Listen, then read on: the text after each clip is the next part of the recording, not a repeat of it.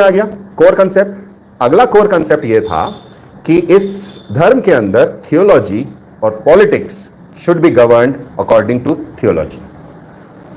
जो रूल्स होंगे, अगर एक वर्चुअस इंसान, जो हमने बात करी थी एरिस्टोटल टाइप की, एरिस्टोटल ने मना कर दिया था कि ऐसा नहीं होता, लेकिन अगर हम सोक्रेटिक थॉट और प्लेटोनिक थॉट देखते हैं कि वर्चुअस पर्सन अगर वो राजा है तो वो कैसा काम करेगा, उस कंसेप्ट के ऊपर पॉलिटी चलती है इस्लाम की। No heredity, no heredity, no kingdom, leaders elected, republican form. तो लीडर्स जब इलेक्ट किए जाते हैं तो कई जगह हम हिस्ट्री में अब जो आने वाली है उसमें नाम पढ़ेंगे आमिर्स, शेख्स। ये जो नाम होंगे, ये टाइटल्स होंगे कि ये बंदा लीडर है, इलेक्टेड है। लेकिन हेरिडिटी में जैसे ही बन जाएगा वो क्या बन जाएगा, sultans. And that is a distorted form of Islam. Purest value क्या है कि बंदा जो है ही शुड बी इलेक्टेड। अब इलेक्शन के अंदर होगा गड़बड़, क्यों, कैंपेनिंग होगी, झूठ बोला जाएगा। So initially 4 people were appointed as khalifas. Khalifa is the political head as well as the religious head.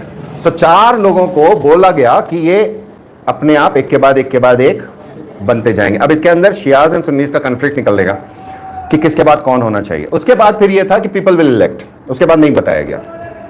So first was Abu Bakr. He is commonly known as the Siddiq, the truthful, the honest, the charitable. Second was, notes देख लें, notes में लिख दिया मैंने, notes में इस चीज को, हाँ, Farooq, Umar Farooq. Second is Usman. Third is Usman के टाइम पे कुरान को स्ट्रक्चर किया जाना चालू किया। हुआ ये कि बैटल्स कर रहे हैं, वॉर्स हो रही हैं। वाई? बिकॉज सेम है theology and politics, same. Buddhism is separated, Jainism was separated, जो हमने मेन पढ़े। There was not common कि जो लीडर है वही थियोलॉजी का भी लीडर है, धर्मगुरु भी वही है और पॉलिटिकल गुरु भी वही है, पॉलिटिकल हेड भी वही है। यहां पर सिंगुलैरिटी आ जाती है। सो हम बहुत सारी जगहों पे बुद्धिज्म के अंदर जब हिस्टोरिकल वैल्यूज में पढ़ते हैं कि patronized, this king patronized Buddhism, for example Ajatashatru, Ashoka, Kanishka, Kalashoka, ये 4 संगतियों की अगर हम बात करें। जैनिज्म को प्रमोट करने वाले राजा भी बहुत सारे थे अलग अलग टाइम पर। फिर वैष्णविज्म को प्रमोट करने वाले राजा हुए, शैविज्म को प्रमोट करने वाले राजा हुए। यहां तो खुद पॉलिटिकल जो सिस्टम है वो उसी में है। It's combined, it's a deadly combination, it's extremely deadly combination governed by faith. अब वो फेथ का जो प्रिंसिपल है, उस प्रिंसिपल के अंदर ये है कि अगर बैटल हो रही है, अगर वॉर हो रही है, तो जिस फील्ड में वॉर हो रही है वॉर वहीं हो रही है। So guerrilla warfare is not allowed, face to face it's not allowed. Guerrilla warfare छुप के, देन आप अपनी जान नहीं ले सकते, suicide is not allowed. So अगर आज कोई बंदा छुप कर जाता है और वो ब्लास्ट करता है अपने आप को, तो वो ऑटोमेटिकली इस्लामिक टेनेट्स को फॉलो नहीं करता है। सो सुसाइड बॉम्बर्स जो हैं, they automatically goes out of that sphere, भले ही उनका बिलीफ सिस्टम कुछ भी हो, बेसिक टेनेट के खिलाफ है। फेस टू फेस, आपके सामने वाले को आपको मालूम नहीं कि आप उसके दुश्मन हो, that means he is not prepared, तो आप उसके लिए आप दुश्मन नहीं हो। सो जो कर्म का सिद्धांत आ जाता है कि बुरे के साथ बुरा करना कोई बुरा नहीं है, वो है जिस व्यक्ति ने कोई भी, अगर आपका वो दुश्मन है, युद्ध कर रहा है, तो जो मैंने सिखिज्म के ऊपर बात की थी प्रिंसिपल पे कि पानी पिलाते थे हर किसी को, क्रिश्चियनिटी भी उसी पे बात करती है, इस्लाम भी उसी पे बात करता है। लड़ रहे हैं, सामने वाला गिर गया, मारने के लिए तैयार है, क्यों? क्योंकि अभी युद्ध चल रहा है, वहां पे युद्ध है, युद्ध के अंदर आप मार दोगे, सामने वाले ने मुंह पे थूक दिया, बंदे ने तलवार रोक दी, बोल अब ये पर्सनल हो गया, अब मैं तेरी हत्या नहीं कर सकता। एलिमेंट्स ऑफ जजमेंट ये डिटीरियोरेट होते हैं धर्म के जैसे जैसे उसकी ओरिजिन के दूर जाते हैं हम। सो जो कोर प्रिंसिपल्स हैं, दे आर वर्चुअस। सो अगर वर्चुअस आदमी को आप राजा बनाओगे, so it would be good. लेकिन अगर वही आदमी गलत बन गया, so it would be bad. यानी सोने पे सुहागा हो सकता है और करेला नीम चढ़ा हो सकता है, बोथ थिंग्स आर पॉसिबल। सो इस्लाम के अंदर यही चीज हुई, हुआ तो बहुत अच्छा हुआ और बिगड़ा तो खतरनाक बिगाड़ हुआ, because both things came together. Now खिलाफत आफ्टर अली, अली वॉज दमाद ऑफ प्रॉफिट मोहम्मद, उनके बेटे हुए लेकिन बेटे बहुत जल्दी शांत हो गए। बेटियों का वंश है, दोज आर सैयद्स, जो blood line of their daughters, Ali की जो ब्लड लाइन है, जो डॉटर्स की ब्लड लाइन है, नॉट ओनली अली, जितनी भी डॉटर्स हैं प्रॉफेट मोहम्मद की, उनकी जितनी ब्लड लाइन्स हैं, they are the Sayyids, nobody else. तो सैयद को ज़कात नहीं दी जाती, ये कंपल्शन है। नहीं तो क्या होता, अरे यार ये सैयद है, सारा ज़कात उनके पास। बट नेचुरल एक रिलेशनशिप आप बिल्डअप कर लेते हो कि ये उनके वंशज हैं, सो आपको किसको देना है, तो एक सेम्बलेंस आ जाएगा एंड डेफिनेटली तो वो ब्लॉक पहले ही कर दिया कि तुमसे ये बिगाड़ नहीं हो सके। Now there is no exact birthday of Prophet Mohammad, लेकिन एक इंडिया में फेस्टिवल मनाया जाता है, सरकारी छुट्टी भी है अनफॉर्चुनेटली, मना लिया तो मना लिया, क्योंकि ट्रेडिशनल मान लिया गया कि उसी दिन प्रॉफेट का जन्म हुआ, उसी दिन उनकी डेथ हुई है। सो किस दिन को तुम बर्थडे मनाओगे? मेरा क्वेश्चन होता है कई बार लोगों से, जो लोग ज्यादा मनाते हैं, कि बोले बर्थडे मना रहे हो, डेथ डे मना रहे हो, क्या मना रहे हो तुम?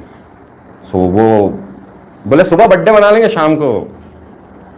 That is they have to have that kind of feel, उसमें हम कुछ नहीं कर सकते, ये बिगाड़ है, बिगाड़ रहेगा। क्यों? Because in Christianity Jesus Christ का बर्थडे मनाया गया है। It was forced on 24th of December, it's not on 25th of December, नहीं है वो। It coincides with sun being at Tropic of Capricorn, कि हाँ अब जो है वो सोलार सोलिस्टिस जो है वो चेंज हो गया, अब इक्विनॉक्स की तरफ जाएगा, नाउ थिंग्स विल कन्वर्ट। वो पैगनिस्टिक है। मार्च का मोस्ट प्रोबेबल है जीसस क्राइस्ट का बर्थ, मोस्ट प्रोबेबल, अननोन है। देखो प्रॉफेट मोहम्मद का भी कोई अननोन है, इट्स नॉट नोन कि किस तारीख को कब हुए पैदा। डेथ सर्टन है, सो कंसीडर क्या कर दिया गया, वही दिन है, तो you should not celebrate anything. वो इस्लाम के अंदर नहीं है, क्योंकि प्रोफेट की डेथ के साथ जो रेवलेशन आने थे, गाइडेंस आना था, कंक्लूड हो गया। सो कौन मनाएगा? फेस्टिविटी गाइडेंस कहां से आ रही है? ये तो आपका हो गया, but it has taken the religious sentiments, वो रिलीजन में बन गया। फेथ नाउ अब उनके फॉलोअर्स का है, वो उन्होंने बढ़ावा दे दिया। So that's how a religion is form. बाद में फिर वो बढ़ता बढ़ता बढ़ता चला गया, थियोलॉजी बढ़ती चली गई। अली की डेथ के बाद में उनके बड़े जो पुत्र थे Hasan, he was poisoned, he was already gone. Hussain was there. Place Iraq में करबला, और अक्सर बड़े शहरों में करबला का मैदान होता है, in India and Pakistan and in Bangladesh. Iran में भी है, इराक में भी है, हर जगह नहीं है। wherever Shias are in good majority, there is a मैदान called as करबला का मैदान। इंदौर में है, कहाँ है? खास अपना संगीता के आसपास, कलेक्ट्रेट के पास में, धोबी घाट के पास कपड़े सूखते हैं, मैडम को मालूम है। हाँ शिया भी हैं हम, पार्टली शिया हैं हम, है ना। भाई हम लिबरेटेड थॉट वाले, हम सब मानते हैं, ओमनीवरस हैं। ओके, सो कंसेप्ट क्या निकला? अब वो बैटल हुई, बैटल में उस टाइम पर सुन्नी और शिया कुछ नहीं है, बट 72 लोग थे जो हुसैन के साथ थे, हुसैन एंड 72 फॉलो, सिर्फ एक बचता है उसमें। All where killed including an infant, baby छोटा सा, एवरीबडी वाज किल्ड। कई दिन तक बैटल होती है, पहले तो पानी रोका जाता है, and it's a long story, cut short. उसके अंदर ब्राह्मण लोग थे, पता है? सो सर्च करना जिसको नहीं पता है, हुसैनी ब्राह्मण इन इंडिया। ये वो लोग थे, जब पता चलता है इंडिया के उन लोगों को कि हाँ देयर इज समवन जो इतने पायस लोग हैं, सो यहाँ से वो ब्राह्मण्स वहाँ पहुँचे थे and they were supporting Hussain. And वो जब वापस आ गए, तो that cult is still in India, that is known as Husaini Brahmins. और वो आज भी उस करबला की स्टोरी को पूरी तरह से याद करते हैं और मुहर्रम मनाते हैं। So Muharram is basically the first month of Islamic calendar. So that is the division, the schism जो यहां से पैदा होता है। एंड फॉलोअर्स ऑफ हुसैन जो उस आइडियोलॉजी को बिलोंग करते हैं कि whatever happened was wrong, those are the Shias, and the remaining the neutrals and the followers of other side are Sunnis. यहां एक शिज्म हो गया। दोनों के कंसेप्ट में स्लाइट डिफरेंस है, there is slight difference. So पहली conflict यहां पे होती है शिया और सुन्नी की, जो बाद में हमको कई जगह दिखेगी। औरंगजेब में बहुत ज्यादा विविड दिखेगी, लखनऊ में दंगे होंगे, आज भी एनिमोसिटी रहती है सुन्नीज और शियास के बीच में, इन दैट बैट, लखनऊ वाला बैट। साउथ इंडिया के अंदर भी है, वेस्ट में भी है, ईरान और इराक के अंदर। It's a world, it's a global kind of phenomena. तो ग्लोबल फेनोमेना भी समझ में आ गया, कंसेप्ट आ गया समझ में। अब क्या होता है कि खिलाफत जैसे ही मूव करती है, पॉलिटिकल सेंटर किसका? यू नो व्हाट हैपेंड कि हुसैन का गला काटा गया, उसको भाले के ऊपर रखा गया और घुमाया गया, और ये चीज इंडिया में बार बार दोहराई जाएगी। तो ये कॉमन क्या था कि he is no more, now follow him. आप बता न्यूज नहीं दे सकते, सो न्यूज के तौर पर this is arrogance on the behalf of politics, the political power, जहां आप धर्म का इस्तेमाल पॉलिटिक्स के लिए करोगे। So unfortunately the combination of theology and state, theology and state is the root cause of deterioration of Islam. अब खलीफा है, अब खलीफा अगर वहां रहेगा मक्का में या मदीना में जहां हुसैन के फॉलोअर्स हैं तो उसकी प्रॉब्लम हो जाएगी। सो खिलाफत शिफ्ट हुई, इजिप्ट गई, इजिप्ट से फिर दमस्कस उसका हेडक्वार्टर बन गया सीरिया। और ये वो टाइम पीरियड है जिस टाइम पीरियड पे उनका एक गवर्नर रहा करता था by the name of Hajjaj, जो eastern side of that empire का गवर्नर था। और उसके अंदर एक बंदा हुआ करता था उनका गुर्गा by the name of Muhammad bin Qasim. So वो खलीफा का बंदा नहीं था, खलीफा को कोई मतलब नहीं था इंडिया से, क्योंकि वो तो अपनी गद्दी को बचाने के चक्कर में लगे हुए थे उस टाइम पर। श्रीलंका के राजा ने, जो इस्लाम में श्रीलंका के एरिया के राजा में छोटे छोटे राजा थे, कन्वर्ट हो जाते थे, उन्होंने कुछ शिप्स भरकर सामान भेजा। वो शिप्स जा रहे थे and they were crossing the ports of Sindh. वहां पे सिंध के पायरेट्स ने उनके ऊपर कब्जा कर लिया तो उसमें स्लेव्स भी थे, फीमेल स्लेव्स भी थी। तो उधर से मैसेज आता है कि ना भैया आप इनको छुड़वाइए, आपके इलाके में है। किसको भेजा जाता है? दाहिर को। Dahir was king. मेरे नोट्स के अंदर जो इतने डिटेल्ड नोट्स में समझता हूँ, बट वो वाली कैपिटल वाले नहीं है, वर्ड नहीं है।